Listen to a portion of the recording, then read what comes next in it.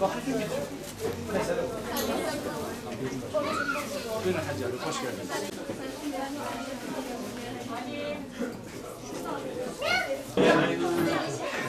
Hacı abi, hoş geldiniz. Gel abi. Allah razı olsun. Allah kendinizi kabul etsin inşallah. Amin amin. Size bereketler mübarek olsun. Allah razı olsun inşallah Teala. Bunları bu arada şeyler için getirdiniz değil mi? Bunlar Depremizedeler için.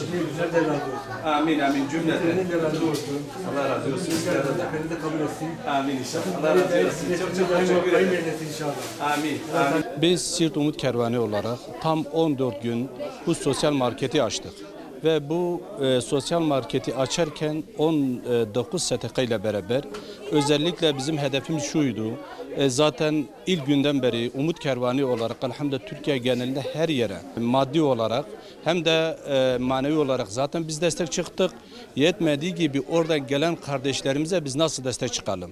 Öyle bir sayı geldi ki 5000 üzerine ki gerçekten biz tek başına altına çıkacak bir durumumuz yoktu.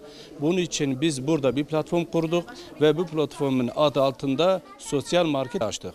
Ve bunu bütün yerli olan ve dışarıdaki olan herkeslerden elinde ne imkanı varsa buraya katması için, buraya yardım etmesi için biz onları çağrıda bulunduk ve o gün bugündür şu ana kadar 835 aileye, yani kişi değil aileye elhamdülillah biz onlara destek çıktık, yardım ettik.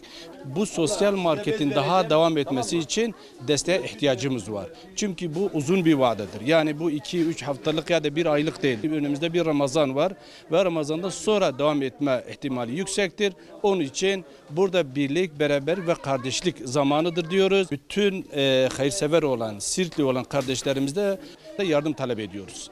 Rabbim bu hizmetlerini daim kılsın. Rabbim bu hizmetleri daim etsin inşallah. Ne yapılsa azdır. Bu depremzedeler için ne gerektiriyorsa, ne getiriyor, böyle ihtiyaç duyulan kişilere getirip devrilmesi bir fırsattır. İhtiyaçlar çok. Bugün ben lifi getirdim. Daha fazlasını da getirmeye gayreti içerisinde olacağım inşallah. Gayret içerisinde olup getirelim. Bu ihtiyaç hasıl olan kişilere verilecek. Rabbim dergahında hayırlı kabul etsin. Hatay 4 yoldan geldim. Aileme sığındım burada. Allah hepsinden razı olsun. Şu an yani zor, tarifi yok bunun. Anlatılmaz sözcükler. Ama gene de şükürler olsun ki o zelzeleden kurtulduk.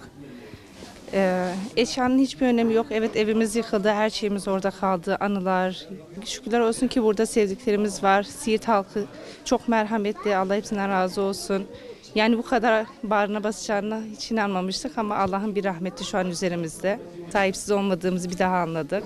Kıyafet, çocukların eksikleri. Daha ne olsun yani? Malatya'dan geliyorum. Depremzedeyiz. Allah herkesten razı olsun. Herkes çok yardımcı oluyor. Rabbim bize gösterdi, başka kimseye göstermesin inşallah.